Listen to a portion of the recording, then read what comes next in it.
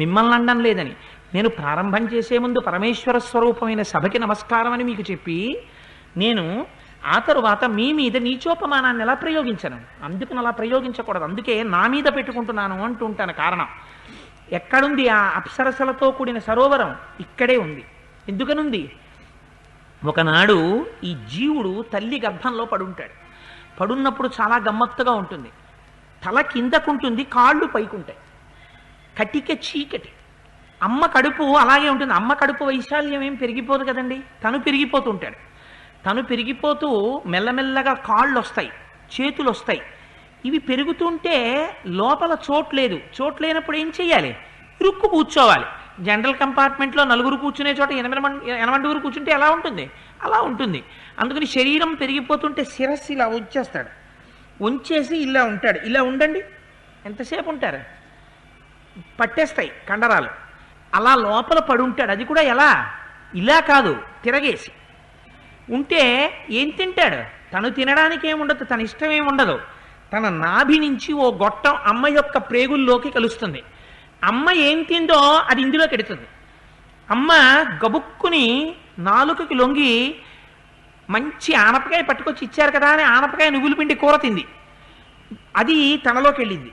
చిన్న ప్రాణి తట్టుకోలేకపోయింది, వేడి చేసేసింది. వేడి చేసి దగ్గుతున్నాడు. దగ్గుతుంటే శ్లాష్మ బయటికి వచ్చింది. ఎక్కడికి వెడుతుంది? తన మీదే పడిపోతుంది. పడిపోతే కంపు, సహజంగా లోపలంతా పులిసిపోయిన కంపుతో ఉంటుంది కడుపు. చీకటి, అందులో రక్తమాంసాలతో ఉంటుంది. ఏముంటుంది అక్కడ? వెలుతురే ఉండదు. వెలుతురు లేని చోట అమాశయ పాకం, అన్నం జీర్ణం అవుతూ ఉంటుంది. శేషభుక్తం ఉండిపోతుంటుంది. ఎంత కంపు ఇక్కడ! లోపల ఈశ్వరుడు ఉన్నాడు కాబట్టి ఇందులోంచి కంపు పైకి రావట్లేదు. లేకపోతే ఎంత భయంకరమైన కంపు వస్తుందో తెలుసా అండి? నేను వేదిక మీద ఉండి చెప్పకూడదు కాబట్టి నేను నిగ్రహించుకుంటున్నాను, ఒక మాట చెప్పట్లేదు. కానీ ఒక్కసారి ఆ ఈశ్వర తేజస్ సాగిపోతే ఎంత దుర్గంధం వస్తుందో, భయంకరమైన దుర్గంధం వస్తుంది. అందుచేత ఇందులో పడుంటాడు, ఆ వాసనల్లో పడుంటే అప్పుడు ప్రార్థన చేస్తాడు. ఈశ్వర, నాకు ఎన్ని శరీరాలు ఇచ్చావో ఆ శరీరాలతో బయటకు వెళ్ళినప్పుడల్లా సంసార వ్యామోహానికి గురైపోయాను. నా భార్య అన్నాను, నా బిడ్డలు అన్నాను, వెళ్ళాను, సంపాదించాను.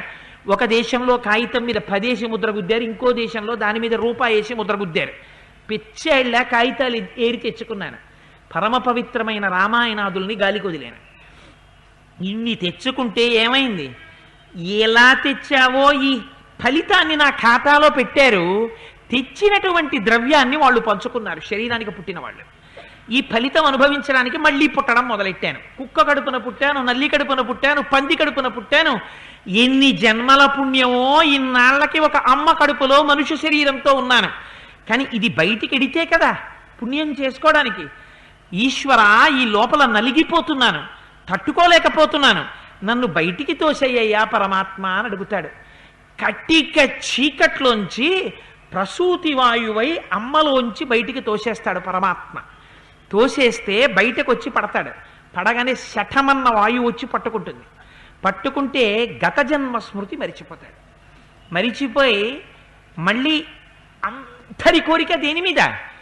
వృద్ధాప్యం వచ్చిందని అంగీకరించగలిగిన వాళ్ళు ఉంటారా? అలా అంగీకరిస్తే శరభంగుడు అయిపోతాడు. ఇది జర్జరీభూతమైంది అవదా కాలగతిలో అయిపోతుంది. దీనికి వ్యాధి వస్తే బెంగపెట్టుకోవాల్సిన అవసరం ఏమిటి? ఇది వెళ్ళిపోవాలి కాబట్టి దారి వెతుక్కుంటోంది. ప్రజ్వరుడు ప్రవేశిస్తున్నాడు అందులోకి. ఇది వెళ్ళిపోయే లోపల దీన్ని నేను హోమంలో సమిధగా మారుస్తాను. ఇది ఉన్నంతసేపు ఈశ్వరార్చనమే, దీనికి వేరొక పని ఉండదు అని నిర్ధారించి వచ్చిన జర్జరీభూతమైపోతున్న శరీరాన్ని సాక్షిగా చూడగలవా? చూడలేవు. ఎన్ని ట్యాబ్లెట్లో, ఎన్ని మందులో, ఎన్ని విటమిన్లో, ఎన్ని ఇంజక్షన్లో, ఎందుకు ఇవన్నీ?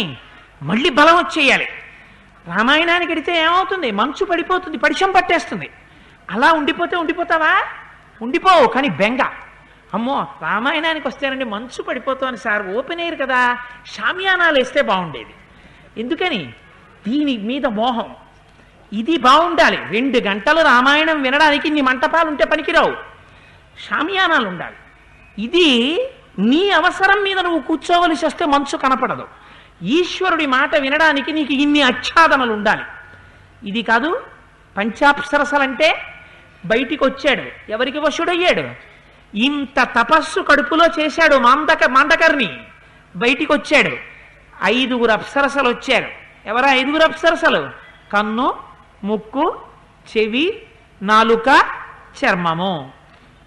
ఎన్ని రుచులో దీనికి కావాలి, ఎన్ని శబ్దాలో దీనికి కావాలి, ఎన్ని స్పర్శలో దీనికి కావాలి, ఎన్ని రకాలైనటువంటి దృశ్యాలు దీనికి కావాలి. 5గురు అప్సరసలు వచ్చారు. తనకేం కావాలి? యవ్వనం కావాలి. తను బాలుడిగా ఉండకూడదు, తనకి వృద్ధాప్యం రాకూడదు. ఎంత సంతోషమో యవ్వనంలో ఉండిపోయి ఇంకా భోగం అనుభవించాలి, ఇంకా భోగం అనుభవించాలి. నాకు పిల్లనిచ్చేవాడెవడరా అంటాడు. అంటే ఇస్తే చేసుకుంటాడు. అందుకని ఇంకా యవ్వనం కావాలి. ఎందుకు? బాగా తినాలి, బాగా భోగం అనుభవించాలి. శరభంగుళ్ళ శరీరం జర్జరీభూతం అవుతోందయా, ఇన్ని దర్భలా బారేస్తాను, నాకెందుకయా టీవీ, నేను హాయిగా వెళ్ళి భగవద్గీత పారాయణం చేసుకుంటాను, ఉన్న సమయం దుర్వినియోగం చెయ్యను అని ఎవరన్నారా? ఇంకా యవనం కావాలన్నవాడే. అందుకని యవనం తెచ్చుకున్నాడు ఇంత తపస్సు చేసి. ఏం చేస్తున్నాడు? నీళ్లల్లో అంతఃపురం కట్టాడు. తను అనుభవిస్తున్న భోగాలు పై వాళ్ళకి తెలియకూడదు. తను ఇవాళ చక్కెర పొంగలు వండుకున్నాడు, తినే ముందు తలుపేసేస్తాడు. ఎవరైనా వచ్చారేమో, వస్తే ఇంత వాళ్ళకి పెట్టాలి బెంగ కడుపులో. తనకి మాస్టర్ బెడ్రూమ్, దాని తలుపులు వేసేస్తాడు. తను భోగం అనుభవించాలి. దానికి వేళాపాలా ఉండదు, అందులో పడుకుని ఉంటాడు. గుహలో పడుకున్న పశువు ఎలా పడుకుంటుందో అలా పడుకుని ఉంటాడు, బయటికి రాడు. అందుకని గ్రామ్యమైనటువంటి కోరికలతో ఈ శరీరాన్ని తిప్పుతున్నాడు. మడుగు లోపల ఉన్నాడు, సంసారం అనేటటువంటి నీటి లోపల ఉన్నాడు. ఉండిపోతుందా? ఉంటే అడుగు నుంచి వచ్చి పట్టుకుంటుంది మొసలి, గజేంద్ర మోక్షంలో కడతాడు. నీటి లోపల నుంచే వచ్చి మృత్యువు పట్టుకుంటుంది. అందుకని ఏమైపోయింది? భ్రష్టమైంది తపస్సు. ఎవరా 5గురు అప్సరసలు? 5 జ్ఞానేంద్రియాలు. ఈ 5 జ్ఞానేంద్రియాలు ఏం చేసాయి? తిప్పకూడని అన్నిటి వైపుకి తిప్పుతున్నాయి. తిరగవలసిన పదార్థం ఒక్కటే ఉంది, దాన్ని చూడాలి, దాన్ని వినాలి, దాన్ని ముట్టుకోవాలి, దాని తీర్థం నోట్లో పొయ్యాలి, ఆయన పాదముల మీదున్న తులసి దళం నాలుక మీద వెయ్యాలి. అంటారు మహాత్ములు, నీలమేఘశ్యామని వెతండ్రివి మాకు కమలవాసిని మమ్ము కన్న తల్లి, నీ భక్తవరులంత నిజమైన బంధువుల్, నీ కటాక్షమే మాకనేక ధనము, నీ మీది కీర్తనల్ అఖిల ప్రపంచంబు, నీ సహాయమే మాకు నిత్య సుఖము, నీ మంత్ర పఠనమే నిష్కళంకపు విద్య, నీ పదధ్యానంబు నిత్య సుఖము, తోయజాక్ష నీ పాద తులసిదళము రోగములకౌషధము, బ్రహ్మరుద్ర వినుత భూషణ వికాస శ్రీధర్మపుర నివాస, దుష్ట సంహార నరసింహ దురిత దూర. ఇంద్రియాలు అటు వెళ్ళనివ్వవు, విషయాలన్నిటి వైపుకి తిప్పుతాయి. పైగా గొప్పగా చెప్పుకోవడం ఏమిటి? భగవంతుడి దగ్గరికి గుళ్ళోకి మాత్రం వెళ్ళండి సార్, నాకు కుదరదండి. మానే మాండకర్నివి అనుభవిస్తున్నావు, తపస్సు భ్రష్టమైపోతోంది. వాత పెట్టి చెప్పడం కావ్యభాష కాదు కనుక ఇంత మృదువుగా చెప్పారు. ఇవన్నీ నీళ్లలోంచి వినపడుతున్నాయ్యా. భ్రష్టు పట్టిన తపస్సుతో 5గురు అప్సరసలతో లోపల క్రీడిస్తున్నాడు. ఇది మాండకర్ణి యొక్క జీవితం. ఎందుకని పడవలసిన మాట చెవిన పడలేదు, ఇది పడాలి. అందుకే శృణ్వంతపహ, భక్తి ఎక్కడ మొదలవుతుంది అంటే శ్రవణం కీర్తనం విష్ణోః స్మరణం పాదసేవనం, వినడంతో ప్రారంభం అవ్వాలి. వినకపోతే అసలు బాగెక్కడి నుంచి వస్తుంది? నువ్వు తల్లి దగ్గర విని, తండ్రి దగ్గర విని, గురువుల దగ్గర విని, క్లాసుకెళ్ళి విని ఇన్ని చేస్తే కదా నువ్వు ప్రాజ్ఞుడు అవుతున్నావు. ఈశ్వరుడి గురించి కూడా నువ్వు వినకపోతే నీకు ఎలా తెలుస్తుంది? అందుకని వినడం మానేస్తే సంసారమునందు పడిపోయావు. అందుకని ఇది లోపల పెట్టి పైకి మాండకర్ణి ఆ లోపల ఉన్నాడయా సరోవరంలో. ఇది ఆయన నిర్మించుకున్న సరోవరమే. ఎవడి పెళ్ళాన్ని వాడు 76 పెళ్లి చూపులు చూసి తెచ్చుకున్నవాడే, ఎవడి ఇల్లు వాడు కట్టుకున్నవాడే, ఎవడి మాస్టర్ బెడ్రూము, ఎవడి మంచం, ఎవడి హాలు, ఎవడి పూజాగది వాడు తెచ్చుకున్నవాడే. ఎవడు ఏ హాల్లో ఎంతసేపు గడుపుతున్నాడో, ఎవడు పూజా మందిరంలో ఎంతసేపు గడుపుతాడో అందులో ఉన్న ఈశ్వరుడు లెక్క కడుతూనే ఉన్నాడు. అందుకని అన్నీ ఆయనకి తెలుసు. చేసిన తపస్సు ఆయనకి తెలుసు, నువ్వు ఇప్పుడు బతుకుతున్న బతుకు ఆయనకి తెలుసు, నువ్వు కడుపులో ఉండి చేసిన ప్రార్థన ఆయనకి తెలుసు. బయటికి తోసిన తరువాత నిన్ను పెంచుతున్న తర్వాత ఇక్కడ కూర్చుని నువ్వు తిన్న పదార్థాలు పచనం చేసి నీ శరీరాన్ని పెంచితే, దీనికి శక్తినిస్తే, ఈ శక్తితో నువ్వేం చేస్తున్నావో కూడా ఆయనకి తెలుసు.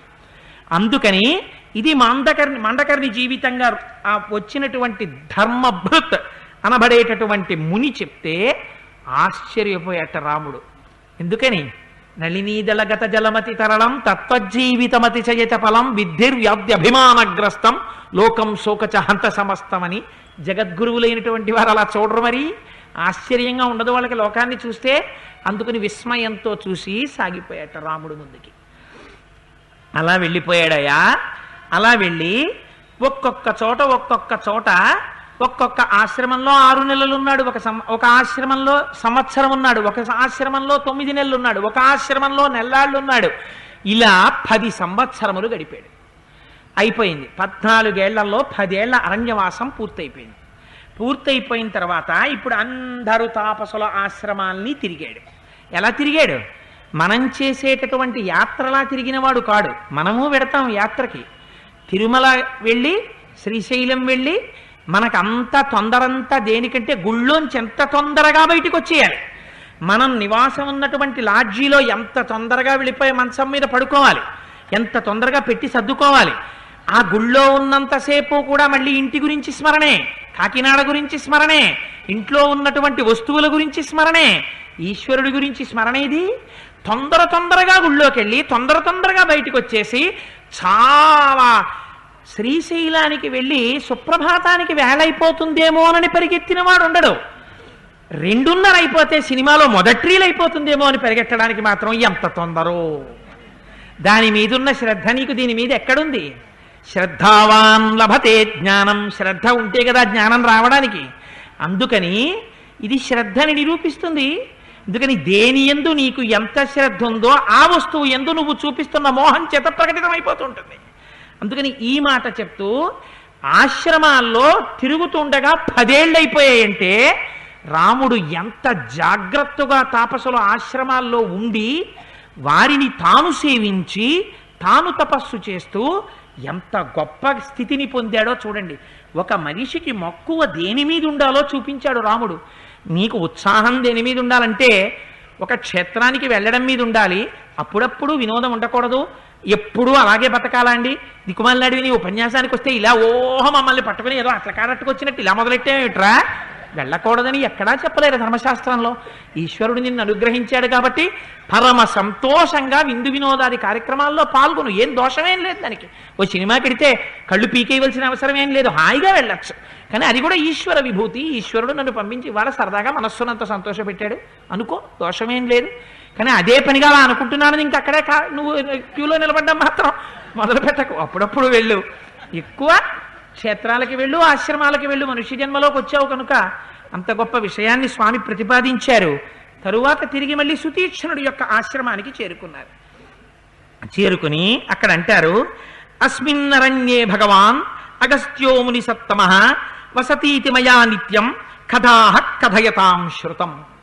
ఆ సుతీక్ష్ణుడి దగ్గరికి వెళ్ళి, అయా 10 సంవత్సరములు తాపసుల యొక్క ఆశ్రమాలన్నిటినీ చూశాను.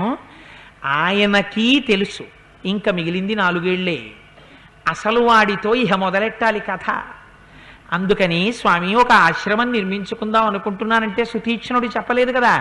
అందుకని మళ్ళీ మీరు రమ్మన్నారు, వచ్చాను. అగస్త్య మహర్షి ఆశ్రమం ఇక్కడ ఎక్కడో ఉందని విన్నాను. కానీ ఈ అరణ్యం చాలా విశాలంగా ఉంది, ఎక్కడుందో తెలియట్లేదు. అందుకని అగస్త్య మహర్షి ఆశ్రమం ఎక్కడుందో తమరు దయచేసి నాకు సెలవిస్తే ఆ ఆశ్రమాన్ని ఒక్కసారి సేవించాలనుకుంటున్నాను అన్నాడు. సమయము దగ్గర పడుతోంది. ఎక్కడికి చేరాలో అక్కడికి రాముడే చేరుతున్నాడు. అంటే ఆయన అన్నారు, సుతీక్ష్ణ మహర్షి, రామా నేను ఈ మాటే నీకు చెప్పాలనుకున్నాను. నువ్వు అగస్త్య మహర్షి ఆశ్రమానికి వెళ్ళు అందాం అనుకున్నాను. నువ్వేడియో అక్కడికి వెడతానని చాలా సంతోషం రామా. దానికి నేను దారి చెప్తాను, నువ్వు పరమానందంగా బయలుదేరు అని ఆయన అన్నారు. ఇక్కడి నుంచి 4 యోజనముల దూరాన్ని ప్రయాణం చేసి వెడితే అక్కడే మొట్టమొదట అగస్త్య భ్రాత యొక్క ఆశ్రమం కనపడుతుంది. ఇది ఒక గమ్మత్తైన ఒరవడి రామాయణంలో. ఇప్పుడు అగస్త్య భ్రాత ఏమిటి? ఆయనకి పేరు ఉండదా? అగస్త్యుడి తమ్ముడి ఆశ్రమం అంటే అదేమిటి? ఆయనకి ఓ పేరు ఉంటుంది కదా. రాముడి తమ్ముడు లక్ష్మణుడు అయితే లక్ష్మణుడి పేరు లేదా? నాకో తమ్ముడు ఉన్నాడు, ఆ తమ్ముడికో పేరు లేదా? అలా తమ్ముడి పేరేమిటో చెప్పి ఆయన ఆశ్రమం ఆయన అగస్త్యుడి తమ్ముడు అనొచ్చు కదా. కానీ లోకంలో ఉండేటటువంటి మర్యాద ఎలా ఉంటుందో చూపిస్తున్నారు. దొరగారు నా దృష్టిలో చాలా ఉన్నతమైన వ్యక్తి. దొరగారు అబ్బాయి కనపడ్డారు అనుకోండి, దొరగారు అబ్బాయికి పేరుండదా? దొరగారు అబ్బాయి పేరుతో పిలవను, ఎలా పిలుస్తాను? మా దొరగారు అబ్బాయిని అంటాను. ఎందుకని? దొరగారు అబ్బాయిని చూస్తే దొరగారిని స్మరించడంలో ఆనందం ఎక్కువ. నీకు నీ మనస్సు ఎక్కడుంది? దొరగారి మీద ఉంది. అందుకని దొరగారు అబ్బాయిని చూస్తే దొరగారు అబ్బాయి పేరేమిటని కనుక్కో, ఆ పేరు పెట్టి పిలవవు. మా దొరగారు అబ్బాయి అండి అంటావు. మా దొరగారు రెండో అమ్మాయి అండి, మా దొరగారి పెద్ద కోడలండి, మా దొరగారి పెద్ద అబ్బాయి అండి అంటాం. ఎందుకని? నీకు దొరగారి మీద ఉన్న ప్రీతి. అలా అగస్త్య భ్రాత అగస్త్యుడంత పేరు తెచ్చుకున్నాడు. అందుకని అగస్త్యుడి తమ్ముడికి కూడా ఆయనతోటే పేరు, ఆయన తమ్ముడు ఈయన అంతే. అంటే అగస్త్యుడికి ఎంత పేరుందో, ఎంత గొప్పవాడో చెప్పడానికి ఇది తార్కాణం. ఆయన పేరు ముందు ఇంకా మిగిలిన వాళ్ళకి పేర్లు మారిపోయాయి అంతే. ఇంకా ఆ పేర్లు మర్చిపోయారు. అసలు ఎంత పేరు మర్చిపోయారంటే, ఒక వంశంలో ఒక మహానుభావుడు ఉన్నాడు అనుకోండి, రఘుమహారాజు గారు చాలా గొప్పవాడు. అందుకని రాముణ్ణే అన్నారు రాఘవుడు అన్నారు. ఎందుకు రాఘవుడు? రఘువంశంలో పుట్టాడు కాబట్టి రాఘవుడే. అంటే రఘుమహారాజుని గుర్తు తెచ్చుకుంటారు రాముణ్ణి చూస్తే. అదేంటి రాముడు అనకూడదా? రాఘవుడు అంటే ఆయన సంతోషపడతాడు, మా వంశంలో ఇంత గొప్పవాడు ఉన్నాడని. అలా అగస్త్యుణ్ణి గుర్తు తెచ్చుకుని ఆయన పేరు పెట్టే తమ్ముడు కూడా పిలిచేస్తారు, అగస్త్య భ్రాత. అందుకని ఆయన ఆశ్రమం ఉంటుంది. రామ, నువ్వు అక్కడ ఒక రోజు రాత్రి పడుకో. ఎందుకు పడుకోవాలో రాముడు చెప్తాడు తర్వాత. అందుకని అదిగో అగస్త్య భ్రాత ఆశ్రమంలో ఒక రాత్రి పడుకుని మరునాడు ఉదయం లేచి అక్కడ నుంచి బయలుదేరితే రామ, నీకు ఆశ్రమం కనపడుతుంది. అక్కడ ఒక పెద్ద చెట్ల గుంపు ఒకటి ఉంటుంది. దానికి ప్రదక్షిణం చేసి నమస్కారం చేసి దక్షిణ దిక్కుగా వెడితే అగస్త్య మహర్షి యొక్క ఆశ్రమం నీకు దర్శనం అవుతుంది. అక్కడ పిప్పల చెట్లు బోలెడంత వనం ఉంటుంది. నువ్వు ఆ వనం యొక్క సౌందర్యాన్ని, అసలు అగస్త్య మహర్షి ఆశ్రమం అని నువ్వు గుర్తుపట్టేయచ్చు. ఎంత గొప్పగా ఉంటుందో నువ్వు చూద్దువుగానివి రామా, తప్పకుండా దర్శనం చెయ్యి అన్నాడు. ఇప్పుడు చాలా గొప్పవాడు అనుకోండి, ఊళ్ళో ఆయన పేరు అందరికీ తెలిసి ఉంటుంది అనుకోండి. ఏమంటే ఆయన ఇల్లు ఇంకా మీరు ప్రత్యేకమేం తెలుసుకోక్కర్లేదు, మీరు ఆ సందు దాకా వెడితే చాలు. ఎడం పక్కకి తిరిగారనుకోండి, అసలు మిగిలిన ఇళ్ళన్నీ మీరు మర్చిపోతారు అసలు ఆ ఇల్లు చూడగానే. ఆ ఇల్లు అలా ఉంటుంది. అదే ఆయన ఇల్లు. ఇంకా మీకేం గుర్తు చెప్పక్కర్లా, ఎడం పక్క 3వ ఇల్లా కుడిపక్క 4వ ఇల్లా చెప్పక్కర్లేదు. ఆ ఇంటిని చూస్తేనే తెలిసిపోతుందండి బాబా ఆ ఇల్లు ఆయిందే అంటారు. ఎందుకని ఆ ఇల్లే అలా ఉంటుంది, ఆ ఆశ్రమమే అలా ఉంటుంది. అందుకని నువ్వు అలా గుర్తుపట్టచ్చు. అంటే మహానుభావుడు నమస్కారం చేశాడు సుతీక్ష్ణుడికి. నమస్కారం చేసి వెడుతున్నాడు. వెడుతూ రాముడు ఆ అగస్త్య భ్రాత ఆశ్రమానికి చాలా దగ్గరకు వచ్చేసి లక్ష్మణుడితో ఒక మాట చెప్తున్నారు. లక్ష్మణ, అగస్త్య భ్రాత ఆశ్రమము అని ఎందుకు పిలుస్తారో తెలుసా ఈ ఆశ్రమాన్ని? ఈ ఆశ్రమం వెనకాతల ఒక కథ ఉంది. అగస్త్య భ్రాత అక్కడ నిర్మించడంలో ఆయన గొప్పతనం కాదు, అగస్త్యుడి గొప్పతనమే ఉంది అక్కడ. అందుకని ఆ కథ ఏమిటో చెప్తాను వినన్నారు. అగస్త్యుడి గురించి విన్నంత మాత్రం చేత పాపరాశి ధ్వంసమైపోతుంది. అంతటి మహానుభావుడు. అగస్త్యుడి ఆశ్రమంలో క్రూర మృగాలు సాధు మృగాలు కలిసి తిరుగుతుండేవిటే. ఇక్కడ కాదు మీరు వినవలసింది, కాశీఖండంలో వినాలి, శివమహాపురాణంలో వినాలి, స్కాంద పురాణంలో సుబ్రహ్మణ్యేశ్వర స్వామి వారు చెప్తారు అసలు అగస్త్య మహర్షి యొక్క గొప్పతనం ఏమిటో. అగస్త్యుడిని కూర్చోబెట్టి కూడా మాట్లాడతారు. అక్కడ చూడాలి మీరు. అగస్త్యుడు అంటే బ్రహ్మ వైవర్త పురాణంలో చెప్తారు అగస్త్యుడి యొక్క గొప్పతనం ఏమిటో. ఇక్కడ ఇంకా చాలా తక్కువే ప్రస్తావన చేశారు. ప్రస్తుతం మనం వాల్మీకి రామాయణం చెప్తున్నాం కనుక చెప్పింది తక్కువైనా అమృత గుళికను అందించారు మహర్షి. ఎంత గొప్ప మాట చెప్పారంటే, ధారయన్ బ్రాహ్మణం రూప ఇల్వల సంస్కృతం వదన్ అమంత్రయతి విప్రాన్ స్మ శ్రాద్ధముద్దిశ్య నిర్ఘృణ భ్రాతరం సంస్కృతం కృత్వా తతస్థం మేషరూపిణం త్వాన్ దిజాన్ భోజయామాస శ్రాద్ధదృష్టేన కర్మణ తతో భుక్తవతాం తేషాం విప్రాణామిల్వలో బ్రవీత్ వాతాపే నిష్క్రమస్వేతి స్వరేణ మహతావదన్ తతో భ్రాతుర్వచ శ్రుత్వా వాతాపిర్మేషవర్నదన్ భిత్వా శరీరాణి బ్రాహ్మణానాం వినిష్పతత్ బ్రాహ్మణానాం సహస్రాణి తైరేవం కామరూపిభిః వినాశితాని సంహత్య నిత్యశ పిశితాశనైః అగస్త్యేన తదా దేవైః ప్రార్థితేన మహర్షిణ అనుభూయ కిల శ్రాద్ధే భక్షితః స మహాసురః తతః సంపన్నమిత్యుక్త్వా దత్వా హస్తోదకం తతః భ్రాతరం నిష్క్రమస్వేతి స ఇల్వలః సోభ్యభాషత కుతో నిష్క్రమితుం శక్తి మయా జీర్ణస్య రక్షసః భ్రాతుస్తే మేషరూపస్య గతస్య యమసాధనం అని.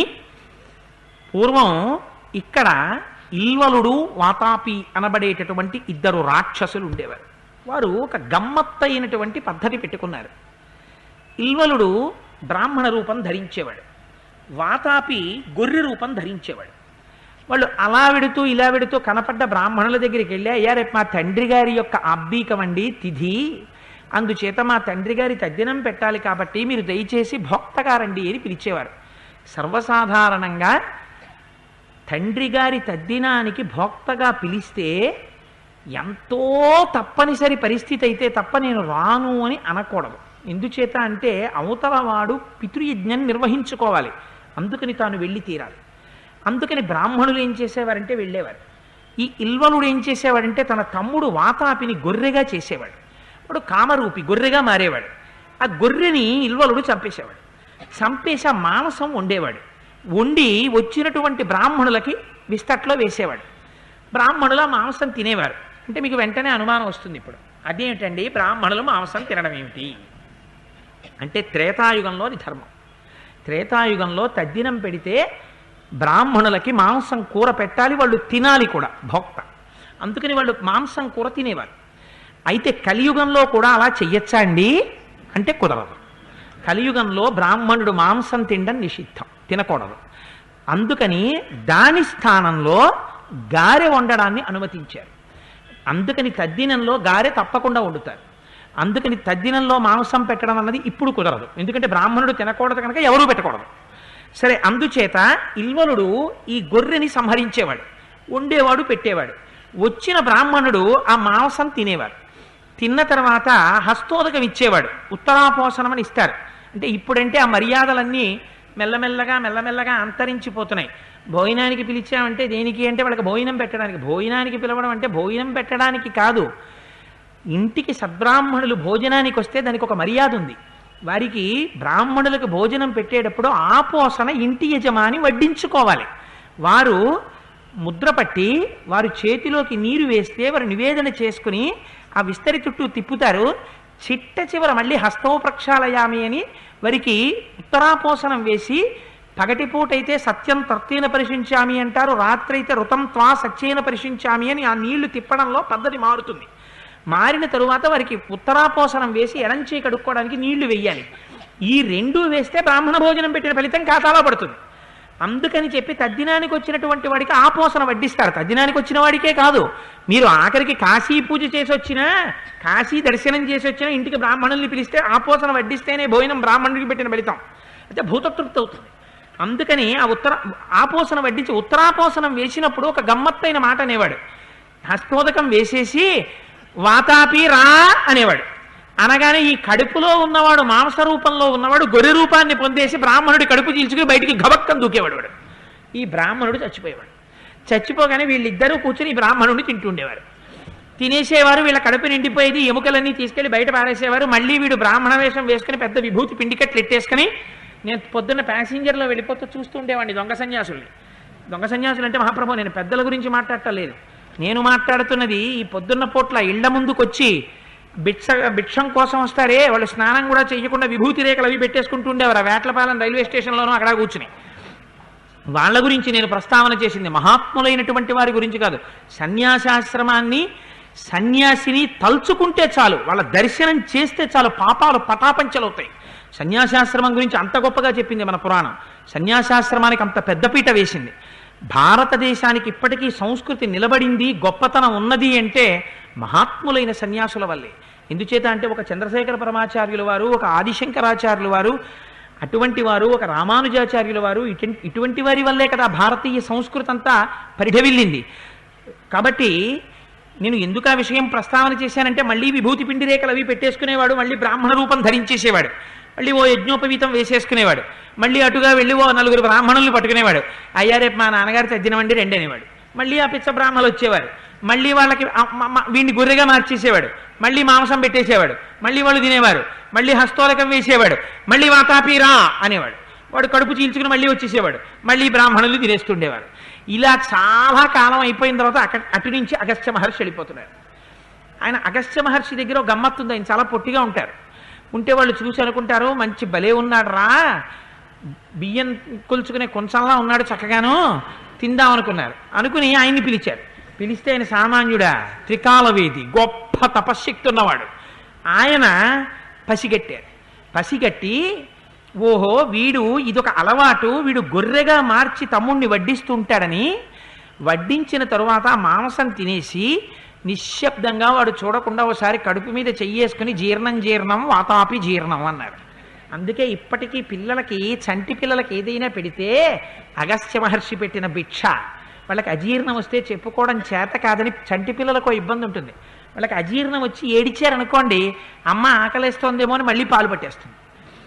పాపం వాడు మరీ బాధ ఎక్కువైపోతుంది. అందుకని వాడికి ఏదైనా పెట్టేది ఉంటే పెట్టేసి పట్టేసిన తర్వాత ఆ చిన్ని బొజ్జ మీద చెయ్యేసి రాస్తూ జీర్ణం వాతాపి జీర్ణం అంటారు. అంటే ఎటువంటి పదార్థమైనా జీర్ణం అయిపోవాలి. అది అగస్త్య మహర్షి పెట్టిన భిక్ష. అన్న తర్వాత ఈ ఇల్వలుడు తెలియక హస్తోదకం పోసి వాతాపి రా అన్నాడు. అంటే ఆయన అన్నారు, కుతో నిష్క్రమితుం శక్తి మయా జీర్ణస్య రక్షస భ్రాతుస్తే మేషరూపస్య గతస్య యమసాధనం. ఇంకెక్కడున్నాడు రా నీ తమ్ముడు, జీర్ణం అయిపోయాడు, వెళ్ళిపోయాడు రా యమలోకానికి పంపించేశానన్నారు. అనేటప్పటికీ ఇల్వలుడికి ఎక్కడ లేని కోపం వచ్చింది. ఆరిని పొట్టి బ్రాహ్మడు బలే దొరికాడు అనుకున్నాను, తినేశాడు రా నా తమ్ముణ్ణి అని ఘోరమైన రూపాన్ని పొందాడు. పొంది ఒక్కసారి అగస్త్యుడి మీద పడ్డాడు. పడితే ఆయన కన్నులు ఎర్ర చేసి చూశారు. చూసి ఒక హుంకారం చేశారు. అంతే వాడు బూడిదైపోయాడు. ఇది అగస్త్యుడి తపశ్శక్తి అంటే. ఎక్కడ వాతాపిని జీర్ణం చేసుకున్నారో, ఎక్కడ ఇల్వలుణ్ణి సంహరించారో, ఎక్కడ లోకములనన్నింటినీ కాపాడారో ఆ పవిత్ర ప్రదేశమే అగస్త్య భ్రాత యొక్క ఆశ్రమం. లక్ష్మణ, అక్కడ మనం పడుకుందాం ఈ రాత్రి అన్నారు. అగస్త్య భ్రాత ఎదురొచ్చారు. ఆయనకి స్వాగతం పలికారు. లోపలికి తీసుకెళ్లారు. హస్తోదకం ఇచ్చారు. అర్ఘ్యపాద్యాదులు ఇచ్చారు. కందమూలాల్ని తేనెని భుజించారు, తాగారు, సంతోషించారు. ఆ రాత్రి అగస్త్య భ్రాత ఆశ్రమంలో పడుకున్నారు. మరునాడు లేచారు. అయ్యా మహానుభావ, మీ అన్నగారి దర్శనానికి వెడుతున్నాం, అగస్త్య మహర్షి దర్శనానికి, మాకు దారి చెప్పవలసింది అన్నారు. అదిగో ఆ కనపడుతున్నటువంటి చెట్లకి ప్రదక్షిణం చేసి దక్షిణం వైపు నుంచి ఎడితే మీకు అగస్త్య మహర్షి యొక్క ఆశ్రమం కనపడుతుంది, బయలుదేరమన్నారు.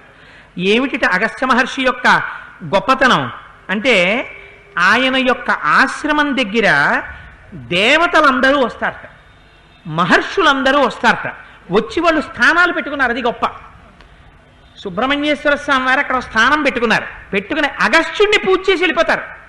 దేవతల్ని అగస్త్యుడు పూజ చేయడు, దేవతలు అగస్త్యుడికి పూజ చేస్తారు. అక్కడ లేని స్థానం శివస్థానం ఒక్కటే. మహేశ్వర తీర్థులు వ్యాఖ్యానంలో చేశారు. అగస్త్యుడు శివుణ్ణి పూజ చేస్తాడు కాబట్టి మిగిలిన స్థానాలు ఉంటాయి. వాళ్ళందరికీ స్థానాలు ఉంటాయి. వాళ్ళందరూ వచ్చి ఆయనకి పూజ చేసి వెళ్ళిపోతుంటారు.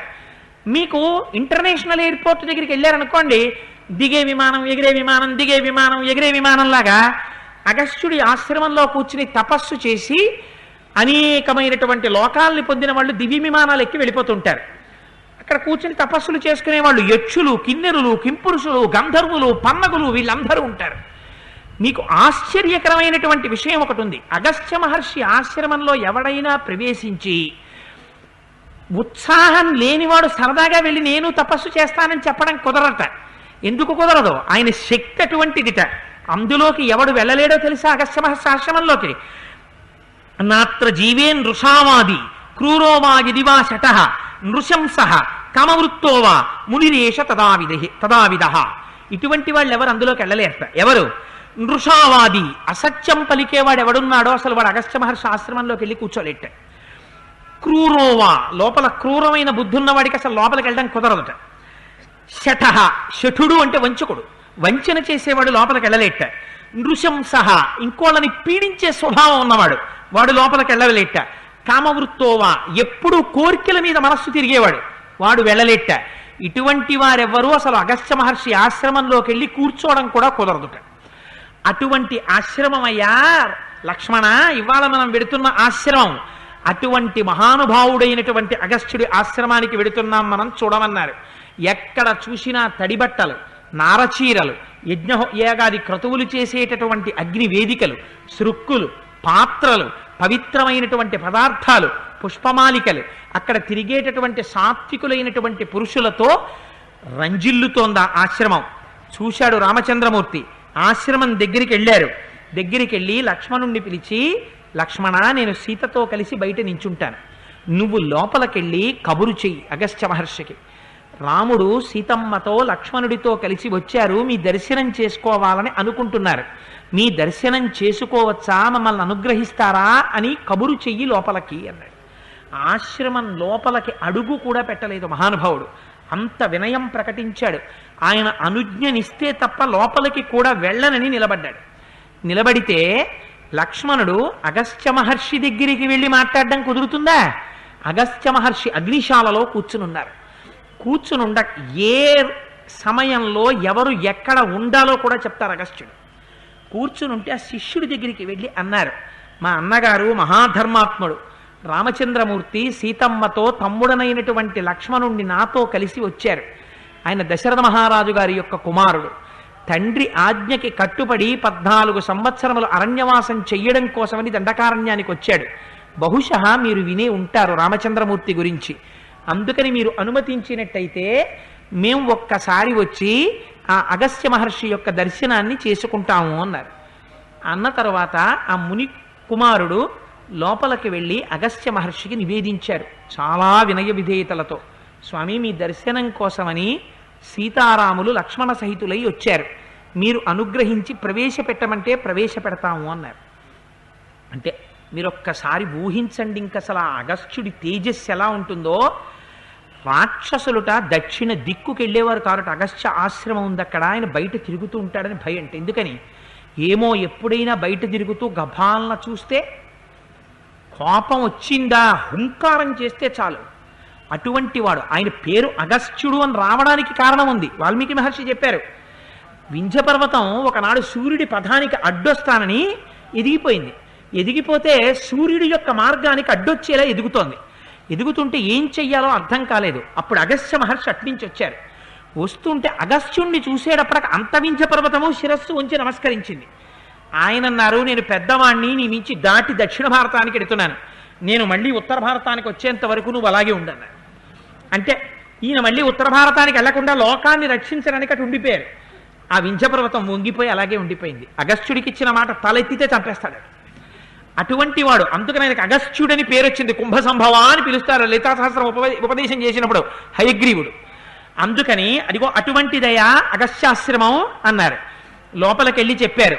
అగస్త్య మహర్షి అన్నారు, ఓహో రాముడు వచ్చాడా సీతమ్మతో కలిసి, దిష్వా రామశ్చిరస్యాద్య ద్రష్టుం మాం సముపాగత మనసా కాంక్షితం హ్యస్య మయాప్యాగమనం ప్రతి గమ్యతాం సత్కృతో రామ స భార్యస్య లక్ష్మణ ప్రవేశ్యతాం సమీపం మే కించా సౌన ప్రవేశిత. నేను ఎప్పటి నుంచో సీతారాముల్ని లక్ష్మణుణ్ణి చూడాలని అనుకుంటున్నాను. నువ్వు రాముడు రాగానే నా దగ్గరికి తీసుకురాకుండా నువ్వు నా దగ్గరికి వచ్చి ఇంకా ఈ మాట చెప్పి ఎందుకు కాలాన్ని విలంబనం చేశావు? వెంటనే వెళ్ళి సీతారాముల్ని ప్రవేశపెట్టన్నాడు.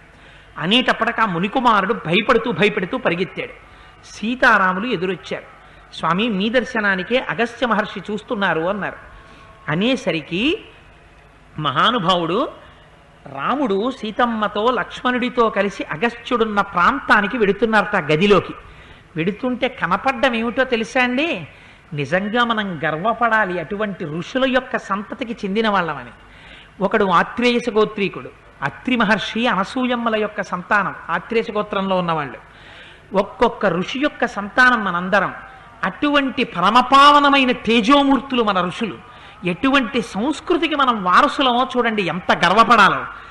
ఆశ్రమం లోపలికి వెడుతుంటే సతత్ర బ్రాహ్మణ స్థాన అగ్నేస్థానం తథైవచ విష్ణోస్థానం మహేంద్రస్య స్థానం చైవ వివస్వత సోమస్థానం భగస్థానం స్థానం కౌబేరమేవచ ధాతుర్విధాతు స్థానే చ వయోస్థానం తథైవచ నాగరాజస్య చ స్థాన అనంతస్య మహాత్మనః స్థానం తథైవ గాయత్ర్యా వసూనాం స్థానమేవచ స్థానం చ పాశహస్తస్య వరుణస్య మహాత్మనః కార్తికేయస్య చ స్థానం ధర్మస్థానం చ పశ్యతి.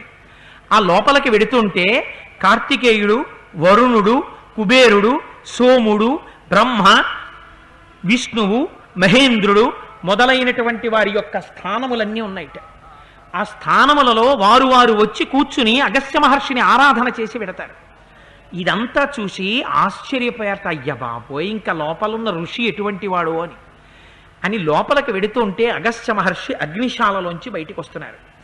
ఆయన తేజస్సు చూస్తే కోటి సూర్యులొక్కసారి ఉదయించినట్టు ప్రకాశిస్తున్నారు. ఆయన్ని చూశాట రాముడు ఇవాళ నరుడిగా ఉన్నాడు. ఆ రాముడెవరో అగస్త్యుడికి తెలుసు. కానీ నరుడిగా ఉన్న రాముడు శ్రీమన్నారాయణుడైనా రాముడు విష్ణువు అని పురాణం చెప్తావేమో. పురాణం చెప్పే ముందు వాల్మీకి మహర్షి శ్లోకాన్ని జాగ్రత్తగా అర్థం చేసుకుని చెప్పు. ఎంత అందంగా మాట్లాడారో చూడండి. ఆ లోపలికి వెళుతున్నటువంటి రామచంద్రమూర్తి చూశారట.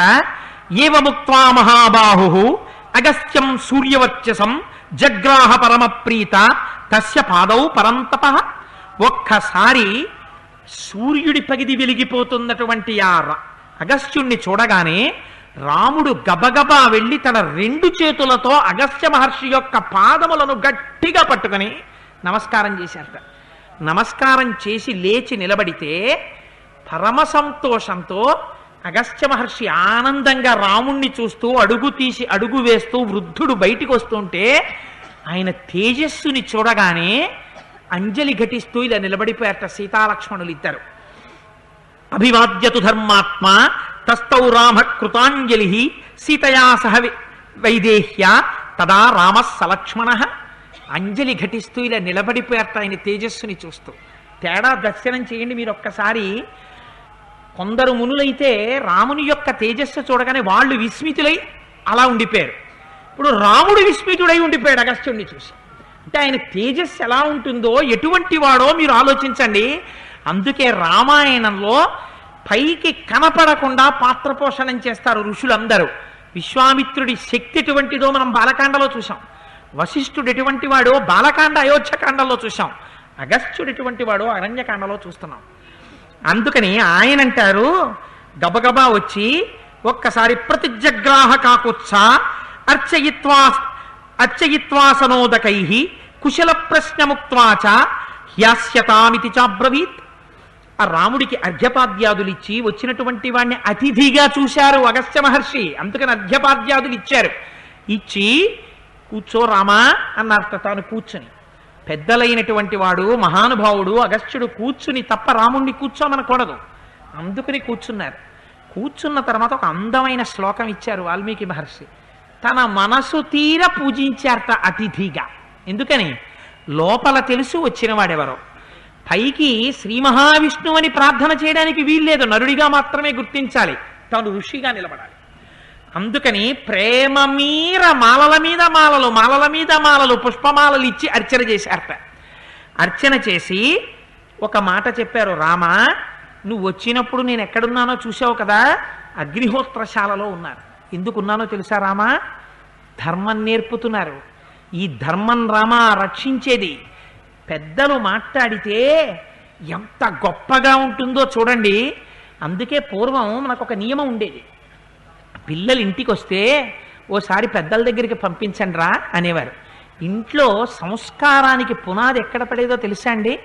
సంస్కారానికి పునాది తాతగారి ఒళ్ళో నాయనమ్మ చెప్తున్న కథలతో కూడిన గోరు ముద్దల్లో పడేది సంస్కారం. పిల్లలు తాతగారి పక్కన పడుకుంటే రాత్రుళ్ళు తాతగారు ఒక బాలకాండలో ఒక సర్గ మొదలుపెట్టి అందులో ఉండేటటువంటి ధర్మాధర్మములను గూర్చి, ఒక్క అగస్త్య మహర్షి దర్శనాన్ని రామలక్ష్మణులు చెయ్యడం గురించి పరవశించిపోతూ తనకి జ్ఞాపకం ఉన్న శ్లోకాలు పలుకుతూ ఆ పద్యాలు పాడుతూ మనవల్ని కూర్చోపెట్టుకుని చెప్తూ ఉంటే వాళ్ళు పడుకోవడం మానేసి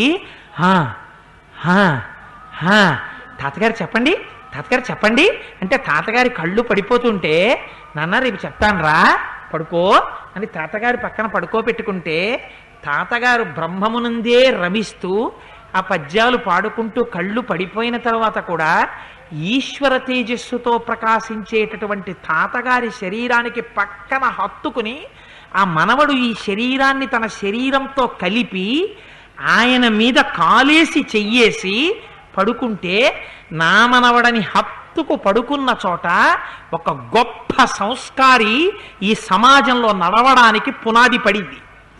ఆ తాతలు టీవీలు చూడడం వచ్చిన తర్వాత కుసంస్కారానికి పునాది పడింది. అందుచేత ఏ కథలు చెప్పాలో, మనవల్ని దగ్గర ఎలా పడుకోపెట్టుకోవాలో, ఏది మాట్లాడాలో మనకి నేర్పింది రామాయణం, మనకి నేర్పింది శాస్త్రం. అందుకని అగస్త్య మహర్షి అంటారు, అగ్నిం హుత్వా ప్రదాయార్ఘ్య అతిథిం ప్రతిపూజయేత్ అన్యథా ఖలు కాకుత్స తపస్వీ సముదాచరన్ దుస్సాక్షీవ పరే లోకే స్వాని మాంసాని భక్షయేత్. అగ్నికార్యం చెయ్యాలి రామా, అగ్నిహోత్రంలో ముందు ప్రీతికరమైన పని చెయ్యాలి, తర్వాత అతిథి వస్తే అతిథిని పూజించాలి. ఎవరు అగ్నికార్యం చెయ్యకుండా, అంటే ఇంటికి ఎవరైనా అతిథులు వస్తే సంధ్యావందనం మానేసి, పూజ చేసుకోవడం మానేసి, లేచి కూర్చుని వాళ్ళతో మాట్లాడి న్యూస్ పేపర్ చదువుకుంటూ కూర్చుని 9:30కో 9:10కో ప్యాంట్ వేసుకునే ముందు తువ్వాలు గుట్ట కట్టుకుని అగరత్తు తిప్పేయడానికి వెళ్ళిపోతే వాడు పొందే ఫలితం ఎలా ఉంటుందో కావ్య భాష గురించి గట్టిగా చెప్పకుండా అందంగా చెప్పిస్తారు అగస్త్య మహర్షితో వాల్మీకి మహర్షి. వాడు ఏం చేస్తాడట, దుస్సాక్షీవ పరేలోకే స్వాని మాంసాని భక్షయేత్. అబద్ధం సాక్ష్యం చెప్పిన వాడు ఎలా బతుకుతాడో అలా యమలోకానికి వెళ్ళిన తరువాత తన మాంసం పీక్కుని తను తినమంటారట. అంటే వాడు తన మాంసమే తాను పీక్కుని తను తింటుంటాడు. అంటే ఎంత ఘోరమైన దుస్థితిని పొందుతాడో చూశావా రామా. మనకి నేర్పారు, నీకు అక్కర్లేదు అనుకుంటే శిక్ష, అలా జాగ్రత్తగా బ్రతకడం నేర్చుకో, లేకపోతే రామాయణం వినడం ఎందుకు. అగస్త్య మహర్షికి చేత కదా, రాముడికి చేత కదా, అడ్డు పెట్టి మనకి చెప్తున్నారు మహర్షి, అందుకని రామాయణం విన్నాం. సరే, అందుచేత ఆ మాట చెప్పి, రాజా సర్వస్య లోకస్య ధర్మచారీ మహారథ పూజనీయశ్చ మాన్యశ్చ భవాన్ ప్రాప్త ప్రియాతిథి.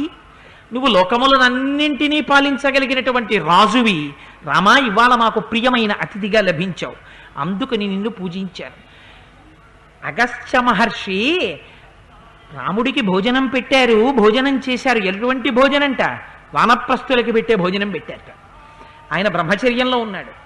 ఎటువంటి వాడికి ఎప్పుడు భోజనానికి పిలిచినప్పుడు ఎటువంటి భోజనం పెట్టాలో తెలుసుకుని ఉండాలి. ఎంత గొప్పగా మాట్లాడారో చూడండి మహర్షి.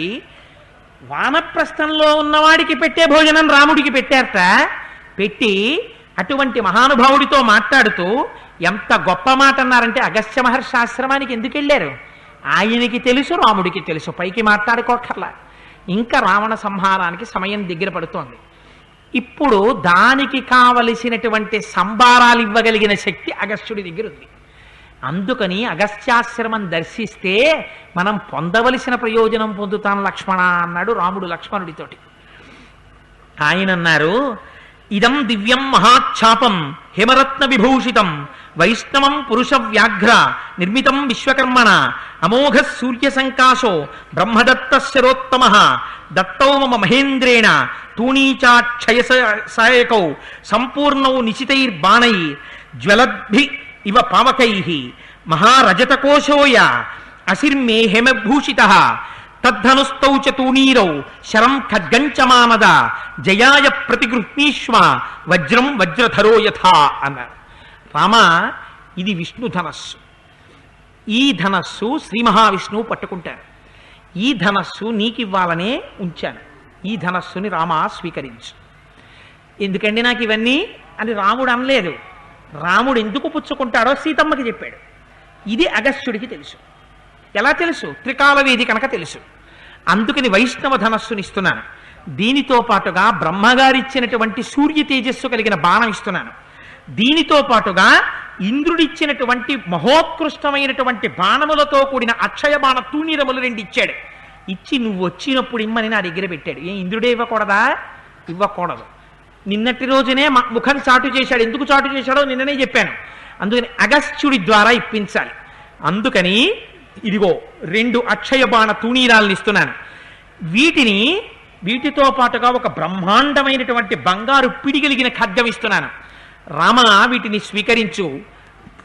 ఇంద్రుడు వజ్రాన్ని ధరించినట్టు వీటిని ధరించు. అలంకారంగా ధరించడానికి కాదిచ్చింది. రామ, వీటి చేత జయాన్ని పొందు. ఇది అగస్త్యుడి నోటి వెంట రావలసిన మాట. విజయీభవ, వీటితో జయాన్ని సాధిస్తావన్నారు. అయిపోయింది రావణాసురుడి పని. ఒక అగస్త్య మహర్షి నోటి వెంట ఈ మాట ఎప్పుడైతే వచ్చిందో అప్పుడే రావణుడు నిహతుడైపోయినట్టు. ఎవరి దగ్గరికి వెళ్ళాలో రాముడికి తెలుసు, ఎవరిని బాధ పెట్టి తాను చావాలో రావణుడికి తెలుసు. రామాయణం ఈ మాట చెప్పదు, ఇద్దరి ప్రవర్తన చెప్తుంది. నువ్వు రాముడిగా ఉంటే రాముడిగా ఉండు, రావణుడిగా ఉంటే రావణుడిగా ఉండు. స్వామి మేము ఎక్కడ ఆశ్రమం కట్టుకోవాలని అడిగారు. ఇక్కడికి దగ్గరలో చిత్రకూటమని ఉంది, ఇప్పటి వరకు ఎవ్వరూ చెప్పరు. ఇది చెప్పడానికి సమర్థత ఉండాలి. ఇక్కడికి దగ్గరలో మహానుభావ రామ నీ యందు ప్రీతితో చెప్తున్నాను, పంచవటి అనబడేటటువంటి ఒక గొప్ప వనం ఉంది. అక్కడ నువ్వు చక్కటి ఆశ్రమాన్ని నిర్మించకు. ఎదురుగుండా గోదావరి ప్రవహిస్తూ ఉంటుంది. ఆ పంచవటి భద్రాచలంలో ఉన్న పంచవటి ఒకటేనా? ఇప్పుడు నేను ఆ విషయంలోకి వెళ్ళదలుచుకోలేదు, ఎందుకంటే అదొక పెద్ద చర్చ కనుక. అందుకని కానీ మీకే రాను రాను అర్థమవుతుంది. రావణాసురుడు సీతమ్మని భూమిని పెళ్లగించి తీసుకెళ్ళాడా, జుత్తు పట్టి తీసుకెళ్ళాడా, మీకే అర్థమైపోతుంది. సరే, అందుచేత ఆ పంచవటిలో నువ్వు నివాసం చేయి. నివాసం చేసి రామ ఒక్కటి గుర్తుపెట్టుకో, యథైషారమతే రామ ఇహ సీతా తథాకురు దుష్కరం కృతవత్యేష వనేత్వామనుగచ్చతి. ఎవ్వరూ చెయ్యలేని పని చేసింది సీతమ్మ, నీతో కలిసి వచ్చింది. ఏమిటో అగస్త్యుడికి తెలుసు, రాముడికి తెలుసు, ఆ సీతమ్మ వస్తే తప్ప అవతార ప్రయోజనం జరగదు. అందుకని ఎవరూ చెయ్యలేని పని చేసింది ఇవాళ. రామ సీతమ్మని భద్రంగా కాపాడుకో అన్నారు. ఏమిటి కాపాడుకోవడం? కాపాడుకోవడం మళ్ళీ రక్షించుకోవడం, అందులో రావణవధ అంతర్లీనం. అందుకని ఇంత గొప్ప మాట చెప్పి అక్కడికి వెళ్ళమన్నారు. అక్కడికి వెడుతుంటే ఓ చెట్టు మీద ఒక పెద్ద పక్షి ఒకటి కనపడింది, పర్వతాకారంతో కనపడి. అదండి రామా నేను కూడా నీతో వస్తానండి. దాన్ని చూసి రాముడు అనుకున్నాడు, ఇది ఎవరో రాక్షసుడు వచ్చాడు ఈ రూపంతోనని. అసలు నువ్వెవరని అడిగాడు. అడిగితే ఆయన అన్నాడు, నేను మీ నాన్నగారు అయినటువంటి దశరథ మహారాజు గారి స్నేహితుణ్ణి. దశరథ మహారాజు గారి పేరెత్తితే రాముడు పరవశించిపోతాడు, అందుకని ముందు ఆ మాట చెప్పాడు పక్షి. నేను మీ నాన్నగారి స్నేహితుణ్ణయ్యా అన్నాడు. అనగానే రాముడు చాలా సంతోషపడిపోయి కోదండం మించి చెయ్యి కొంచెం స్టిఫ్గా ఉన్నదాన్ని లూజ్ చేశాడు. చేసి ఓహో మీరు మా తండ్రి గారి స్నేహితుడా, అయితే మా చేత నమస్కరింపబడదగిన వారు. అయ్యా మీరెవరు, మీరు ఎందుకు ఇంత పెద్ద పక్షి రూపంలో ఉన్నారన్నారు. ఆయన అన్నాడు, ప్రజాపతిలో చిట్ట చివరి వాడు కశ్యప ప్రజాపతి. ఆ కశ్యప ప్రజాపతి దక్ష ప్రజాపతి యొక్క 60 మంది కుమార్తెలలో 8గురిని తను వివాహం చేసుకున్నాడు. ఆ 8గురే అదితి, దితి, ధనువు, కాళిక, తామ్ర, క్రోధవశ, మను, అనల. ఈ 8 మందిని వివాహం చేసుకున్న తర్వాత కశ్యప ప్రజాపతి పిలిచి ఒక మాట చెప్పారు, మీరు క్షేత్రములు కనుక నా యొక్క తేజస్సు చేత నాతో సమానులైన వారిని 3 లోకములకు అంతటినీ ప్రకాశింపచేయగలిగినటువంటి కుమారుల్ని నా తేజస్సు వల్ల కనమన్నారు. కానీ భార్యల యందు దోషం ఉంది. కొందరు కశ్యప ప్రజాపతి యొక్క తేజస్సును అర్థం చేసుకున్నారు, అటువంటి కుమారులు పుట్టారు. కొంతమంది కశ్యప ప్రజాపతి మాటని తృణీకరించారు. ఏమిటో ఇలా చెప్తాడనుకున్నారు, అటువంటి వాళ్లే పుట్టారు. అదితికి 12 మంది ఆదిత్యులు, 8 వసువులు, 11 రుద్రులు, 2 అశ్వినులు. అశ్వినీ దేవతలతో కలిపి మొత్తం 33 మంది దేవతలు అదితికి జన్మించారు. దితికి దైత్యులు జన్మించారు. ఆ దైత్యులు ఈ భూమండలాన్నంతటినీ పరిపాలించేవారు. ధనువుకి హయగ్రీవుడు జన్మించాడు. ఈ 3 భార్యలు కశ్యప ప్రజాపతి మాట విన్నారు. 4వ భార్య కాళికకి నరకుడు, కాలకుడు అనేటటువంటి 2 పుట్టారు. 5వ భార్య తామ్రకి 5 కన్యలు పుట్టారు. వాళ్ళు క్రౌంచి, భాసి, సేని, ధృతరాష్ట్రి, శుకి. మళ్ళీ క్రౌంచికి గుడ్లగూబలు పుట్టాయి మనవలు, భాసికి భాసపక్షులు పుట్టాయి, సేనికి డేగలు గ్రద్దలు పుట్టాయి, ధృతరాష్ట్రకి హంసలు పుట్టాయి, చక్రవాకములు పుట్టాయి. శుకుకి నత అనే పిల్ల పుట్టింది, నతకి వినత అనే పిల్ల పుట్టింది. ఆ వినతకి గరుడు, అరుణుడు అని 2 పిల్లలు పుట్టారు. ఆ అరుణుడికి ఒక కుమారుడు ఉన్నాడు. ఆ అరుణుని యొక్క కుమారులలో నేనొకడిని. నా పేరు జటాయువు. నా అన్నగారు ఒకడున్నాడు, వాడి పేరు సంపాతి. ఆ సంపాతి మనకి కిష్కింధకాండలో కనబడతాడు చిట్ట చివర. అందుకని నేను కశ్యప ప్రజాపతి యొక్క వంశంలో పుట్టినవాడిని. మహాత్ములైన వారితో సంబంధం ఎంత జ్ఞాపకం పెట్టుకు చెప్పుకుంటారో చూడండి అంటూ ఆయన అన్నాడు. ఆ తరువాతి భార్య క్రోధవశకి 10 మంది కుమార్తెలు పుట్టారు. వాళ్ళు మృగి, మృగమంద, హరి, భద్రమద, మాతంగి, శార్దూలి, శ్వేత, సురభి, సురస, కద్రువ. ఈ 10 మంది పిల్లలకి మళ్ళీ మృగికి లేళ్లు పుట్టాయి, మృగమందకి ఎలుకబంట్లు పుట్టాయి, హరికి సింహాలు పుట్టాయి, బలమైన వానరాలు పుట్టాయి. భద్రమతికి ఇరావతి అనే పిల్ల పుట్టింది. ఆ ఇరావతికి ఐరావతం పుట్టింది. ఆ ఐరావతం కశ్యప ప్రజాపతి వంశంలోంచే వచ్చింది. ఆ తర్వాత భద్రమద అన మాతంగికి ఏనుగులు పుట్టాయి. శార్దూలికి కొండముచ్చులు పులులు పుట్టాయి. శ్వేతకి దిగ్గజాలు పుట్టాయి. సురభికి రోహిణి, గోవులు, గంధర్వులు మొదలైనటువంటివి పుట్టాయి. ఆ తరువాత సురస కద్రువ అని సురసకి అనేక పడగల కలిగినటువంటి నాగములు జన్మించాయి. ఆ సురభికి పుట్టినటువంటి సురసకి కద్రువ పుట్టింది. ఆ కద్రువకి సాధారణమైనటువంటి సర్పములు జన్మించాయి. అయితే ఈ వినత యొక్క కుమారులైనటువంటి గరుడు, అరుణుడు అనబడేటటువంటి వాళ్ళల్లో అరుణుని యొక్క కుమారుడను నేను. ఇంతకీ రామానికి ఇదంతా ఎందుకు చెప్పానో తెలుసా?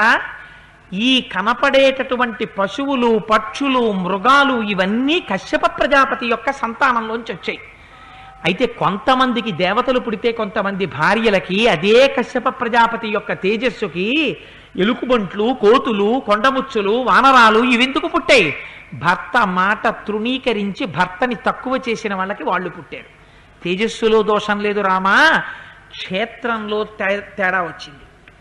అంటే భర్త తేజోమూర్తి అయి ఉండొచ్చు, అందుకే 7 తరాలు చూడ్డానికి కారణం అది. తండ్రి గారే కోడల్ని ఎంచడంలో ఎందుకు పెద్ద పాత్ర తీసుకుంటాడంటే, ఎందుకు నిర్ణయించాలంటే, వచ్చేటటువంటి క్షేత్రము ఒక గొప్ప మహానుభావుని యొక్క కుమార్తె అయి ఒక మహాపురుషుల యొక్క వంశంలోనిది వస్తే, క్షేత్రము ఉత్తమ క్షేత్రమైతే తన కుమారుని యొక్క తేజస్సు క్షేత్రములో ప్రవేశపెట్టబడినప్పుడు వంశంలో మహాపురుషులైన వారే జన్మిస్తారు. అందుకనే తండ్రి గారే కోడల్ని నిర్ణయించాలి. అంతేకాని కాలేజీ గేట్ల దగ్గర సందుల చివర సైకిళ్లు పట్టుకుని తండ్రుల్ని వేధించి తీసుకొచ్చి వాడేదో లోను పెట్టి తెచ్చుకున్న బైకు వీడి స్వార్జితంలో నిలబడి ముగ్గురిని ఎక్కించుకుని కామంతో కళ్ళు మూసుకుపోయి ఆడపిల్లల్ని చూస్తే ఆవుల వెనక పరిగెత్తే ఆబోతులా పరిగెత్తడానికి కాదు జన్మ.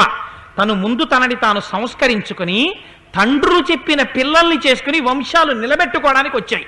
ఇది రామాయణం మనకి చూపించినటువంటి మార్గం.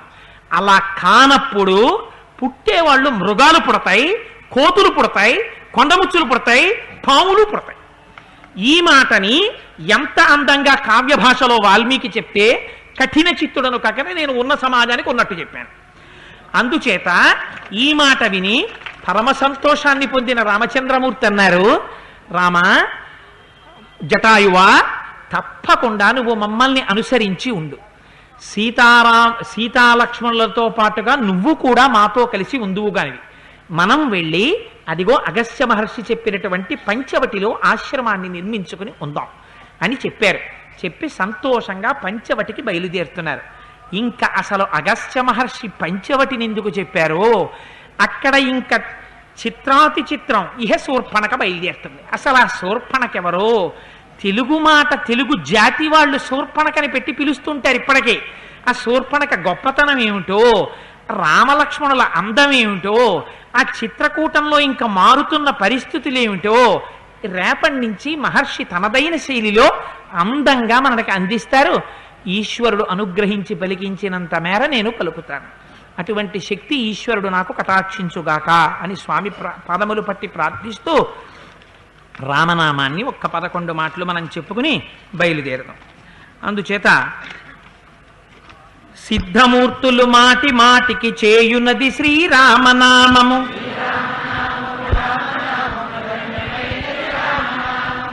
ధాత వ్రాసిన వ్రాత తుడి చెడి దైవమే శ్రీరామనామము,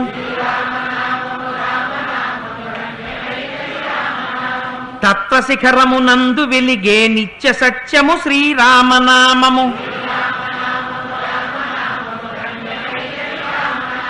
దట్టమైన గాఢాంధకారము రూపు మాపును రామనామము,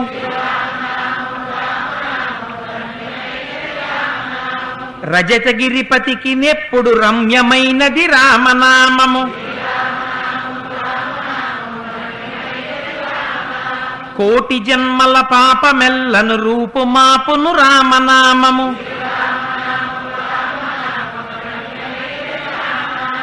ఆశ విడచిన తృప్తులకు ఆనందమొసగును రామనామము.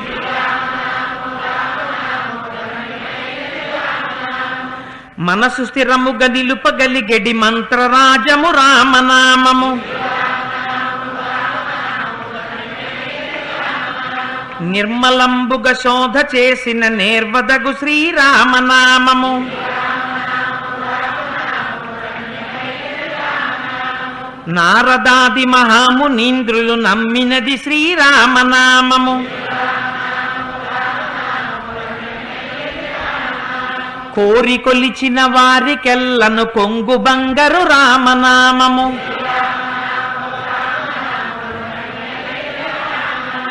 శ్రీరామనామము రామనామము రమ్యమైనది రామనామము.